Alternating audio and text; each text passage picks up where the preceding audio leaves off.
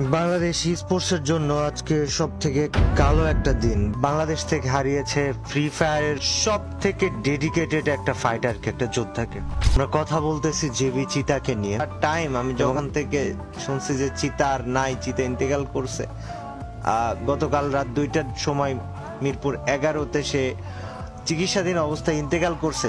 তাওহিদুল ইসলাম সিয়াম, যাকে আমরা চিনি জেবি চিতা নামে, টিম জব ব্রেকার্স এর একজন হিরো, যার বাড়ি ফেনীর ছাগলনাইয়াতে, যে কিনা অসুস্থ শরীর নিয়েও খেলেছে ফ্রি ফায়ার অফিসিয়াল টুর্নামেন্ট, যে কিনা তার নিজের কথা না ভেবে খেলে গেছে তার দলের জন্য। আর সেই জেবি চিতা আর নেই, চিরতরে বিদায় নিয়ে নিল আমাদের মাঝ থেকে। ইন্না লিল্লাহি ওয়া ইন্না ইলাইহি রাজিউন। আল্লাহ আমার ভাইটির ছোট বড় সকল গুনাহ মাফ করে দিয়ে আল্লাহ আমার ভাইটিকে জান্নাতবাসী করুক, আমিন।